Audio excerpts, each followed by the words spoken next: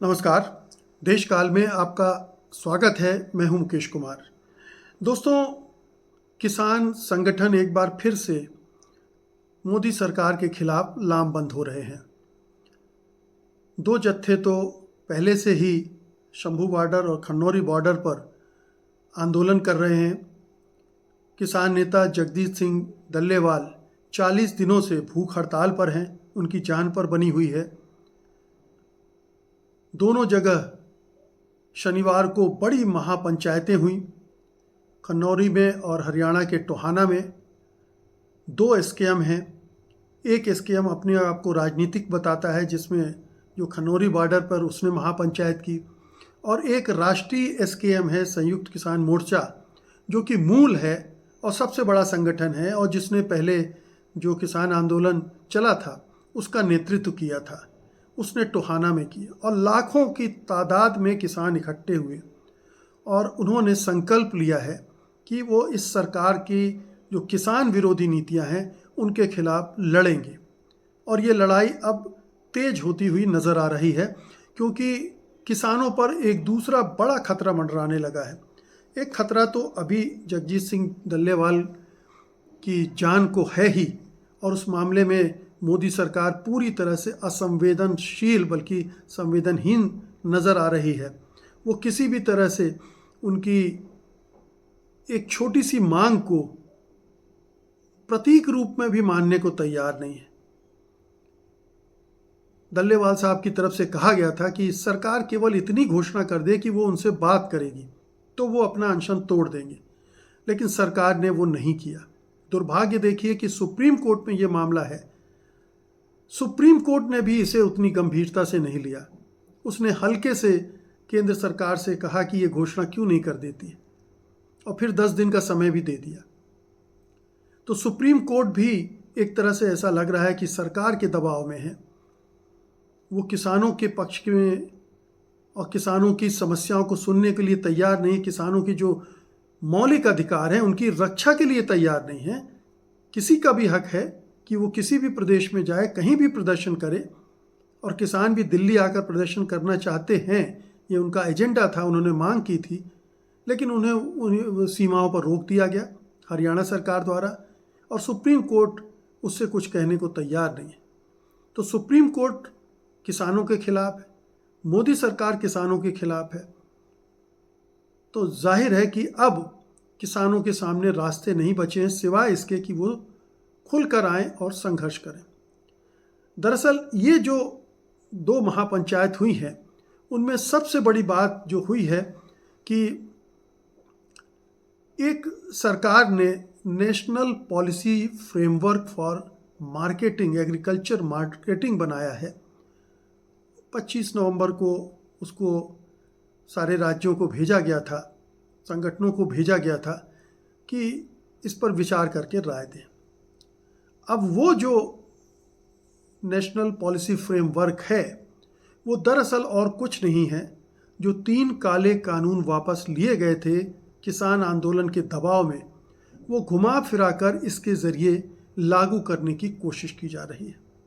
और किसान इसको बहुत अच्छे से समझ गए हैं कि इसके पीछे इरादा क्या है सरकार का। सरकार का इरादा वही है जो पहले था। सरकार प्राइवेट मंडियां बनाना चाहती है, जहां से अडानी, अंबानी और बड़े कारपोरेट सीधे किसानों से अनाज खरीद लें और इकट्ठा करें अपने साइलों में, जो कि अडानी ने बनाकर रखे हुए हैं हरियाणा, हिमाचल और जगह जगह पर, और फिर उसको अपने मौके पर मनमानी कीमतों में बेचें। ये एक पूरा प्लान अडानी के लिए सरकार शुरू से लेकर चल रही है, और उसी के उम्मीद में अडानी ने ये साइलो बनाए थे। अब इस पॉलिसी फ्रेमवर्क को लेकर ही सब लोग इकट्ठे हुए हैं और उसका विरोध करने की उन्होंने संकल्प लिया है। इस पॉलिसी फ्रेमवर्क में जो किसानों की सबसे बड़ी मांग है, मिनिमम सपोर्ट प्राइस की, एमएसपी की, उसका कोई जिक्र तक नहीं। एमएसपी वर्ड का जिक्र भी नहीं है। यानी सरकार ठीक वही पुराने वाले स्टाइल में है, वो एमएसपी देने का इरादा ही नहीं रखती। या उसको लीगल गारंटी देने का इरादा ही नहीं रखती। और जो फार्मूला स्वामीनाथन कमेटी ने बताया था किसानों की उपज के लिए C2 + 50%, वो भी देने का उसका कोई इरादा नहीं है। तो वो प्राइवेट सेक्टर को अनाज की खरीदारी में लाना चाहती है और उसको सिपुर्द कर देना चाहती है, और जो अभी मंडियां बनी हुई हैं किसानों की, वो उनको बंद कर देना चाहती है। परोक्ष रूप से वो चलेंगी, लेकिन जब बड़े बड़े उद्योगपति आ जाएंगे मैदान में तो उन मंडियों का क्या हाल होगा, क्योंकि शुरू में ये उद्योगपति जाहिर है कि बढ़ी हुई कीमतों में खरीदेंगे अनाज। किसानों को लगेगा कि हमें अच्छी कीमत मिल रही है, लेकिन जब ये मंडियां ख़त्म हो जाएंगी तो किसान झक मारकर उनको कम कीमतों में भी बेचने के लिए मजबूर हो जाएंगे। तो ये एक बड़ा आक्रमण हमला किसानों पर होने जा रहा है, और किसानों ने इसको बहुत अच्छे से समझ लिया है। इसीलिए उन्होंने कड़ी चेतावनी दी है कि ये जो कृषि विपणन के राष्ट्रीय प्रारूप का मसौदा है उसको वो तुरंत वापस ले और किसान संगठनों से बात करें। यानी ये जो नेशनल पॉलिसी फ्रेमवर्क का ड्राफ्ट है उसको तुरंत वापस लिया जाना चाहिए। उसको लागू करने के बारे में सरकार को सोचना भी नहीं चाहिए। और किसान संगठनों से जो पहले बात हुई थी, जिन मुद्दों पर किसानों की समस्याओं को लेकर, चाहे वो उनकी उपज की कीमतों का सवाल हो, स्वामीनाथन कमेटी की रिकमेंडेशन की बात हो, और चाहे MSP की लीगल गारंटी की बात हो, उनकी कुछ और मांगे भी हैं। जैसे कर्जा माफ़ी की मांग है। किसान कर्ज के बोझ से दबे हुए हैं, आत्महत्याएं कर रहे हैं।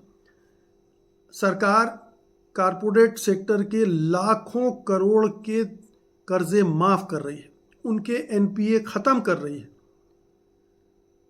15 लाख करोड़ के कर्जे माफ़ कर चुकी है सरकार, उनको टैक्स में रियायत दे चुकी है। कर्जे तो नहीं कहना चाहिए, टैक्स में रियायत दे चुकी है। और अभी खबर आई थी कि 5 लाख करोड़ विलफुल डिफॉल्टर दबा गए। विलफुल डिफॉल्टर मतलब जानबूझकर अपने को दिवालिया घोषित कर दिया और जो कर्ज लिया था बैंक का वो खा गए। तो ये 2 मांगे की गई हैं, और इसके बाद अब ये आंदोलन का स्वरूप लेता हुआ दिख रहा है। दिक्कत अभी एक सबसे बड़ी ये है कि किसान 2 धड़ों में बट गए हैं। एक धड़ा संयुक्त किसान मोर्चा अराजनीतिक है, जो कि SKM जो मूल है उससे टूट कर बना है। कहा यह भी जाता है कि उसको बनाया सरकारों ने, केंद्र सरकार के इशारे पर बनाया गया है ताकि किसान संगठनों को कमज़ोर किया जा सके। और वो SKM के मुकाबले बहुत छोटा संगठन है,